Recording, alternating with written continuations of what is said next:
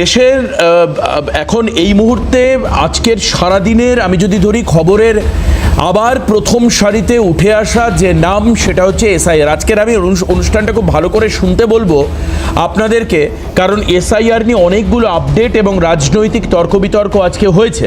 Election কমিশনের অফিসে অর্থাৎ সি অফিসে তৃণমূলের প্রতিনিধি দল গিয়েছিলেন। বিকেলবেলায় অভিষেক বন্দ্যোপাধ্যায়ের একটা লম্বা প্রেস কনফারেন্স সবাই শুনেছেন। এখন দাঁড়িয়ে হচ্ছে এসআইআর অর্থাৎ স্পেশাল ইন্টেন্সিভ রিভিশন। একে কি স্পেশাল ইন্টেন্সিভ রাইফেল হিসেবে ব্যবহার করছে বিজেপি? কারণ এই এসআইআর ব্যবহার করে এসআইআর এর পদ্ধতিকে কাজে লাগিয়ে বাংলা বিধানসভায় নিজেদের ভোট আধিপত্য কি চাইছে বিজেপি? এটাই হচ্ছে আজকের সব থেকে বড় প্রশ্ন। এবং এখানে দাঁড়িয়ে অভিষেক অবশ্য একটু উল্টো সুরে বললেন যে এই বাংলায় নামবাদের হার সব থেকে কম, এবং তিনি বললেন অনুপ্রবেশকারীর কথা বলে যে চিৎকার করছিল বিজেপি বা বিরোধীরা, এবার তাদের দিতে হবে অনুপ্রবেশকারীর তালিকা। এই যে 58,20,000-এর নাম বাদ গেল এবং 30 লক্ষের কাছাকাছি মানুষকে শুনানিতে ডাকা হলো, প্রশ্ন একটাই যে ফাইনাল যখন লিস্ট হবে, কারণ এখন খসড়া হয়েছে, ফাইনাল এসআইআর যখন আসবে তখন কি আরো বেশি সংখ্যক নাম বাদ যেতে পারে?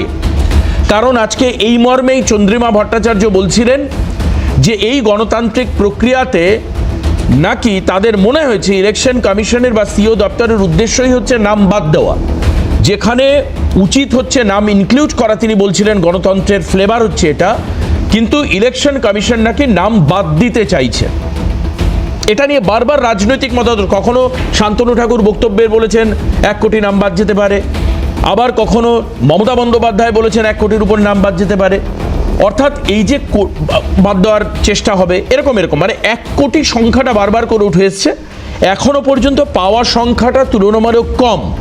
অভিষেক বন্দ্যোপাধ্যায় বলছেন অন্যান্য রাজ্যের থেকে বাদের হার আমাদের এই রাজ্যে কম, এবং অনুপ্রবেশকারীদের তালিকা দেখাও, না হলে দিল্লি যাব, আন্দোলন করব। ঠিক যেরকম বলেছিলেন, লক্ষ সংখ্যাটা বলেননি যে কত লক্ষ নিয়ে যাবেন, হয়তো উনি আর ওনার প্রতিনিধি দল যাবেন, সেটা অন্য বিষয়। আসুন কি বলেছেন তিনি রাজ্যে বাদের হার কম সম্পর্কে, একবার শোনাই আপনাদের, শুনুন। প্রাথমিকভাবে যে ড্রাফট ইলেকটোরাল রোল প্রকাশিত হয়েছে সেখানে আমরা দেখতে পেয়েছি যে 7,64,00,000 বা 66 লক্ষ ভোটার ছিল, তার মধ্যে 58,20,000 ভোটার বাদ গেছে।